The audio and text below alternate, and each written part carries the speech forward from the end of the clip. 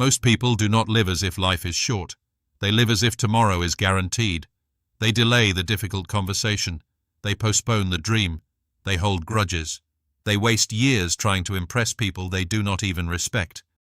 And deep down, they know time is passing. But they avoid thinking about it, because death is the one truth the human mind does not want to face. This is Law 18 from the Laws of Human Nature, the law of death denial. And the lesson is simple. The more you deny death, the less alive you become. But the more you face death, the more powerful, urgent, and meaningful your life becomes. Robert Greene explains that most people spend their lives pushing death out of awareness.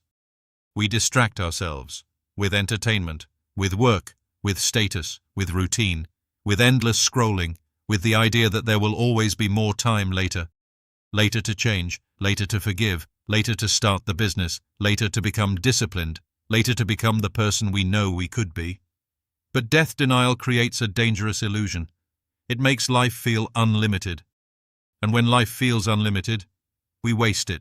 We become passive. We chase trivial things. We overreact to small problems. We treat temporary embarrassment like disaster. We treat someone else's opinion like it has eternal importance. We let fear make our choices. Because when we avoid death, we lose perspective. Think about how many people live. They spend decades in jobs they hate. They stay in relationships that slowly drain them. They suppress their real ambitions because they are afraid of judgment. They argue over small things. They compare themselves to strangers. They wait for confidence before taking action. And then one day, life forces them to confront reality. A health scare, a funeral, a breakup, a failure, a sudden loss. And for a moment, everything becomes clear. The things that seemed so important yesterday suddenly feel tiny. The ego softens. The noise disappears. And the question becomes, what am I doing with my life? That question is uncomfortable, but it is also powerful. Because death is not only an ending, death is a teacher. It teaches urgency. It teaches focus. It teaches humility. It teaches you what matters. In the chapter, Greene uses the story of Flannery O'Connor. She was a writer whose life was marked by illness. Her father died young from lupus, and later she herself was diagnosed with the same disease. Imagine that. Not just knowing death in theory, but feeling it close, feeling it in the body, feeling time become smaller. For many people, this would have created bitterness, self-pity, withdrawal. But for O'Connor, the closeness of death sharpened her life. It intensified her work. It deepened her vision. It forced her to see reality without decoration. She did not have the luxury of pretending forever, and because of that, she lived with a kind of fierce clarity. That is the paradox of this law. When death is far away in the mind, life becomes vague. But when death is close in the mind, life becomes vivid. You start noticing things, the people you love, the work that matters, the time you keep wasting, the excuses you keep repeating, the fear that keeps shrinking your life. Most people think meditating on death is dark, but Greene's point is the opposite. Avoiding death is what makes life dark, because denial creates anxiety, it creates numbness, it creates a life of comfort zones. When you refuse to face mortality, you try to make life predictable. You avoid risk, you avoid pain, you avoid change, you avoid anything that reminds you that you are vulnerable. But slowly, that safety becomes a prison. You are alive biologically, but dead psychologically. Same habits, same fears, same complaints, same distractions, same small life. Death denial does not protect you from death. It protects you from living. So the question is, how do we use this law? First, make death real. Not in a dramatic way, not in a depressing way, but in a practical way. Remind yourself, my time is limited. The people I love are not here forever. My body will not always have the same energy. The opportunities in front of me will not always remain open. This moment will not come back.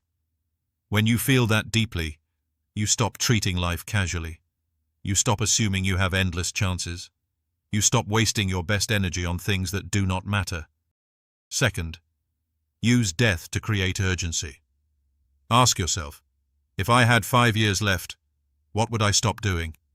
What would I finally start? Who would I forgive? Who would I spend more time with? What dream would suddenly become non-negotiable? This is not about panic. It is about priority. Death removes the false importance from life. It exposes what is real. The argument you keep replaying in your head?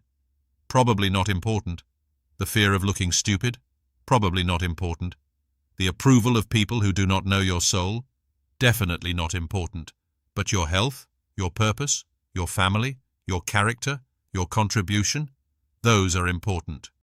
Third, see the mortality in everyone. This is one of the most powerful parts of the law. Death equalizes all human beings. The person you envy will die. The person you hate will die. The person you are trying to impress will die. The person you judge will die, and so will you. That truth should humble us. It should soften us. It should make us less arrogant, because beneath status, money, beauty, intelligence, and success, we are all fragile. We are all temporary. We are all passing through. When you remember this, you become less cruel. You become less obsessed with superiority. You become more human, and you begin to understand that the point of life is not to stand above people. It is to connect, to love, to create, to leave something behind that mattered. Fourth, let pain teach you. Most people see adversity as an interruption to life, but adversity is part of life. Loss, rejection, failure, illness, disappointment. These things are not exceptions. They are reminders. They remind you that you are not in full control. They remind you that comfort is temporary. They remind you that strength is built through contact with reality. When something painful happens, do not only ask, "Why is this happening to me?" Ask, "What is this trying to teach me? What illusion is being destroyed? What part of me needs to grow?" This does not mean pretending pain feels good. It means refusing to waste it. Pain can make you bitter, or it can make you deeper. It depends on whether you run from it or learn from it. And finally, open your mind to the sublime. Look at the night sky. Think about how small your life is compared to time. Think about how unlikely it is that you even exist. Out of billions of possibilities, you are here, breathing, thinking, feeling, listening to this right now. That should create awe, not despair. Your life is temporary, but that is what makes it precious. A song matters because it ends. A sunset moves us because it fades. A conversation becomes meaningful because it cannot be repeated exactly the same way again. Life has value because it is not permanent. So do not wait until a crisis wakes you up. Wake yourself up now. Look at your life honestly. Where are you wasting time? Where are you living on autopilot? Where are you choosing comfort over growth? Where are you pretending you have forever? Because you do not. None of us do. And that is not a reason to be afraid. It is a reason to live with intensity, to love with presence, to work with purpose, to forgive faster, to stop postponing your real life. This is Law 18, the law of death denial. The people who deny death drift. The people who face death awaken. Because when you remember that life ends, you finally understand that life is happening now. Not someday, not when conditions are perfect, not when fear disappears, now. So before this video ends, ask yourself one question. If I truly accepted that my time is limited, what would I do differently today? Not next year, not one day, today.